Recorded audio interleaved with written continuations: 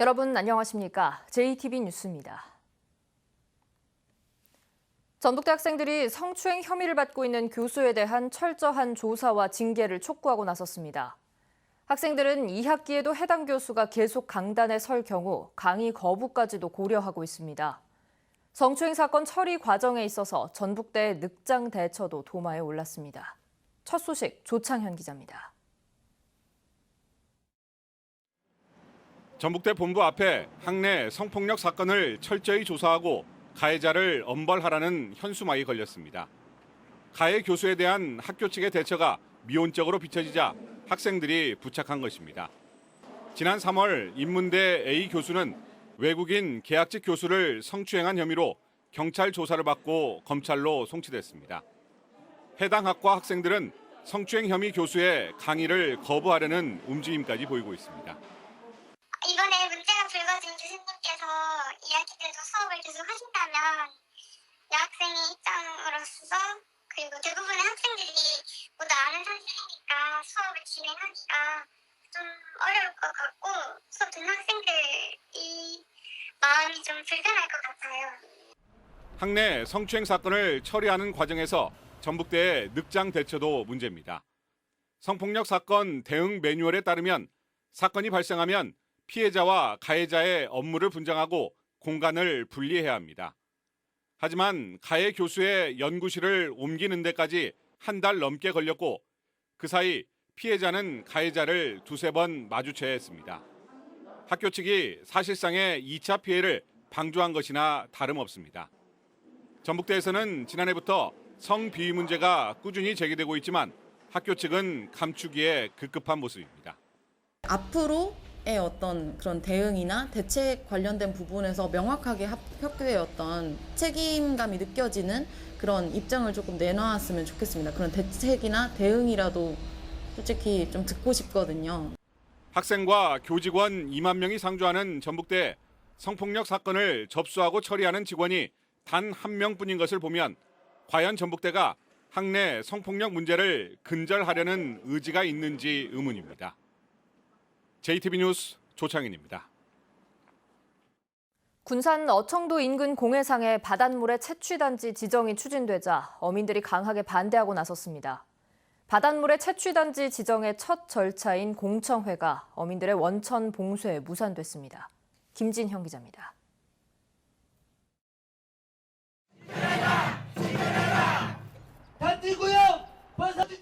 생업을 제쳐놓고 나온 어민들이 한자리에 모였습니다. 골재업체들이 어청도 인근 공해상에 바닷물의 채취단지 지정을 위해 공청회를 추진하자 결사 반대를 외칩니다.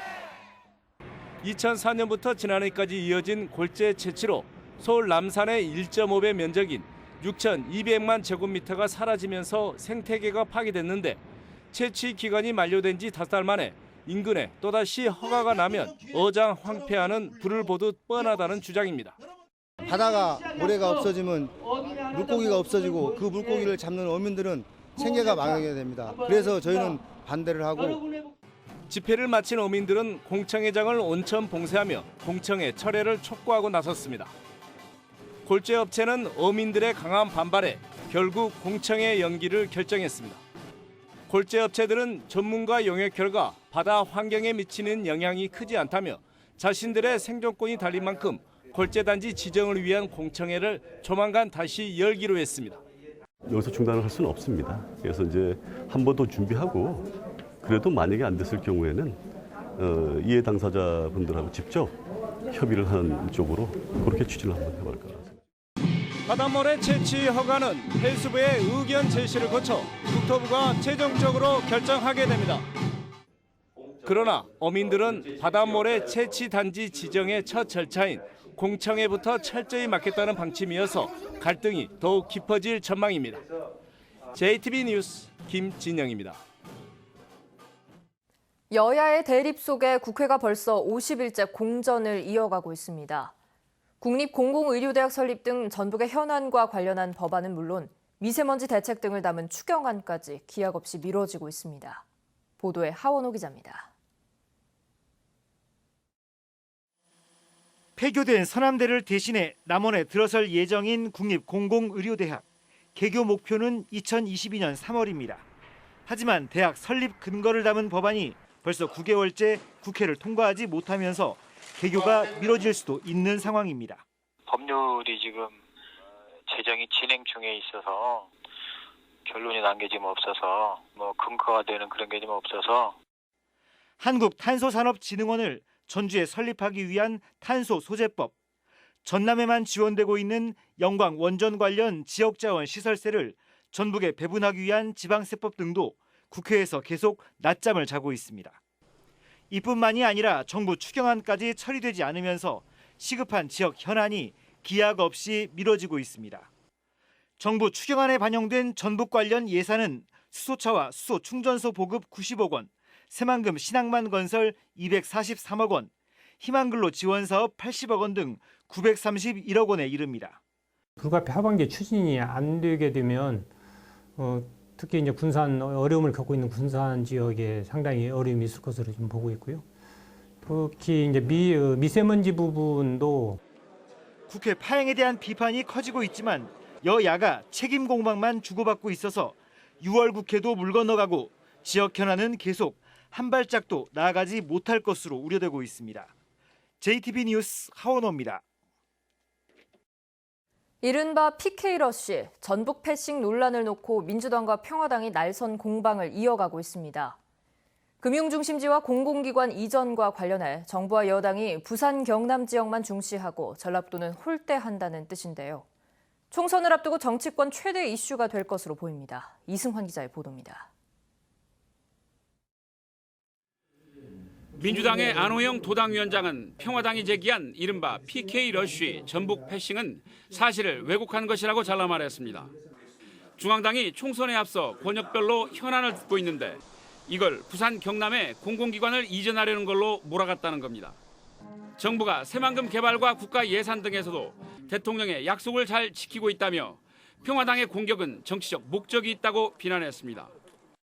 아무래도 내년 이제 총선을 염두에 두고 어떤 그 전북 도민들의 지역 감정들, 지역 정서들을 자극을 해서 이익을 보려고 하는 그런 생각 때문에 한다고 보는데 평화당은 민주당이 심상치 않은 부산 경남 민심을 의식해 여론조사를 한 뒤 당 대표와 원내대표까지 나서 PK 의원들과 총선 대책을 논의했다고 반박했습니다. 대통령의 공약인 금융중심지를 민주당, 그것도 부산 출신 최고위원이 지역의 이해를 앞세워 무산시킨 것이 바로 지역주의라고 맞받았습니다. 산업은행과 수출입은행 같은 금융기관까지 줄줄이 빼앗기게 된 마당에 우리 몫을 주장하는 것이 지역주의냐고 되물었습니다. 우리는 이 목소리를 스스로 지역주의라고 폄훼해버리는 것들이야말로 집권 여당의 정치 세력들이 과연 지역 발전에 대한 아젠다에 대해서 얼마나 관심이 있느냐. 정부 여당이 전북을 잡은 물고기처럼 소홀히 대한다는 평화당과 충실히 약속을 지키고 있다고 반박하는 민주당의 말에도 좁히기 어려울 만큼 먼 거리가 있습니다. 도내 대부분의 선거구에서 양당이 사실상 맞대결을 벌일 것으로 예상되는 상황. 문재인 대통령의 대선 공약과 전북의 친구 발언에 대한 평가가 극명하게 엇갈리는 만큼 이른바 전북 패싱 논란은 내년 총선 때까지 지역 정치권의 최대 이슈가 될 전망입니다. JTB 뉴스 이승환입니다. 올해 양파 농사가 대풍작입니다. 그런데 풍년의 역설이라고 하죠. 가격이 반토막 나면서 애써 기른 양파를 수확도 하지 않고 그대로 갈아엎고 있습니다. 농민들 시름은 깊어집니다. 오정현 기자입니다. 초여름 햇살 머금고 실하게 연근 양파들. 그런데 한편에선 밭을 통째로 갈아엎습니다. 지금보다 가격이 더 떨어질까 별 수 없이 꺼내든 고육책입니다. 바스라져 나뒹구는 양파를 보며 농민은 씨름합니다. 무한한 노력을 쏟았고 애정과 관심을 가지고 양파를 키웠는데 갈아엎을 수밖에 없는 마음. 그 마음은 누구 못지않게 가슴이 아플 겁니다. 올해 양파 농사가 너무 잘 돼서 문제가 됐습니다. 지난 겨울 큰 추위가 없었고 적당히 내린 봄비 덕에 대풍을 이루면서 생산량은 평년보다 25%나 늘었습니다. 하지만 이 시기 보통 킬로그램당 700~800원 하는 양파 가격은 지난 주말 기준 418원으로 반토막 났습니다. 이른바 풍년의 역설인데 여기서 출하를 하면 가격이 더 떨어질 게 뻔하기 때문에 이처럼 폐기 처분하고 있는 겁니다. 가격을 안정시키려 정부와 지자체, 농협도 부심입니다. 산지 폐기와 함께 수매, 수출 등으로 전북에서만 시장으로 나갈 물량 11,000톤을 막기로 한 가운데 양파, 김치 담그기 등 소비 촉진 운동도 이어지고 있습니다. 이제 수출 확대를 통해서 소비도 이제 진작하다 하고 수확기에 농촌 일손 돕기를 통해서 생산비도 절감하는 그런 대책을 추진하도록 하겠습니다. 풍작을 맞이한 농민이 역설적인 시름을 반복하지 않도록 정부의 실효성 있는 수급 정책이 필요해 보입니다. JTB 뉴스 오정현입니다. 일제강점기 독립운동가로 활약했던 장현식 전 전라도지사의 공적비가 건립됐습니다. 크기가 작아서 1인 가구에 적합한 고창 애플 수박이 큰 인기를 얻고 있습니다. 주희인 기자입니다. 김제 출신 독립운동가인 장현식 전 전북도지사의 공적비가 고향인 김제 금구면에 세워졌습니다.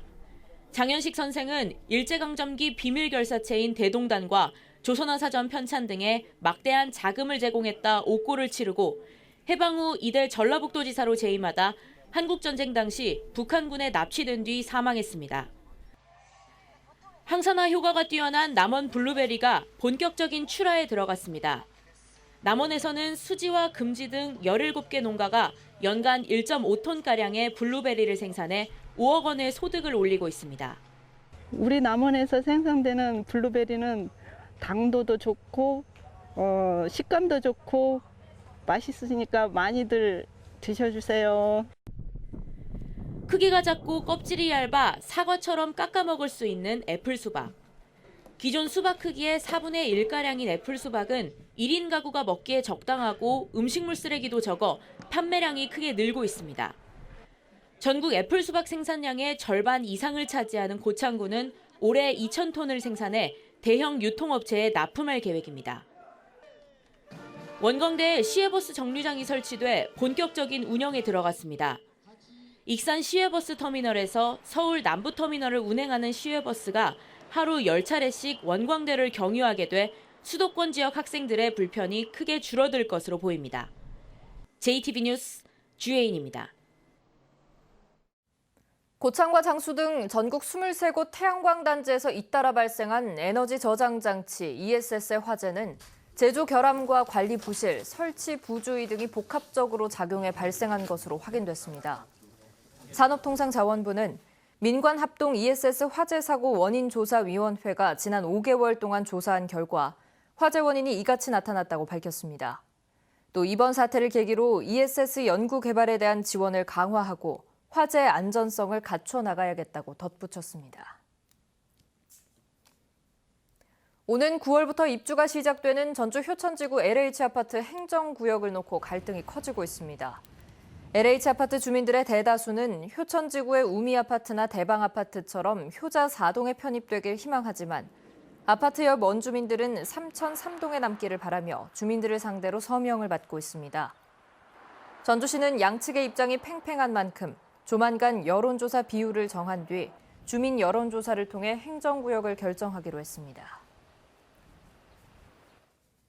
지난 10년간 진행된 새만금 2단계 수질 개선 사업에 대해 환경부가 평가 작업을 시작한 가운데 시민사회단체가 새만금호를 담수화해 수질을 평가하고 해수유통 여부를 결정하자고 주장했습니다. 새만금 해수유통 전북행동은 이번 수질평가 용역은 정부가 해수유통 결정을 미루고 3단계 수질 개선 대책을 마련하기 위한 꼼수로밖에 볼 수 없다며 당초 약속한 대로 내년에 새만금호를 담수화하고 목표 수질을 달성하지 못하면 즉시 해수유통을 해야 한다고 촉구했습니다. 완주 구의저수지에 수상 레저단지를 만드는 사업이 불투명해졌습니다. 농림축산식품부는 전라도와 완주군이 수상 레저단지 예정지에 농업보호구역 해제를 요청했지만 농업용수의 수질오염이 우려된다면서 동의하지 않았습니다. 전라도와 완주군은 사업 면적을 줄이는 등 수질오염 방지 대책을 세워 다시 협의에 나설 예정입니다. 전북에도 유독가스 중독 환자 치료를 위한 고압 산소 치료기가 설치됩니다. 전라도는 고압 산소 치료기 설치비 지원을 신청한 6개 병원 가운데 원광대병원과 전주대자인병원에 설치비의 절반을 지원하기로 했습니다. 원대병원에는 10인용, 대자인병원에는 1인용의 고압 산소 치료기가 설치됩니다. 오늘은 가끔 구름이 많은 가운데 동부 내륙 지역에 낮 한때 소나기가 내리겠습니다. 예상 강우량은 5에서 20mm입니다. 낮 최고 기온은 25도에서 27도로 어제보다 2, 3도가량 높겠습니다. 미세먼지 농도는 보통 수준 보이겠습니다. 비가 그친 뒤 당분간 대체로 맑은 가운데 기온이 차차 오르겠고 주말에는 낮 기온이 30도 안팎을 보이겠습니다.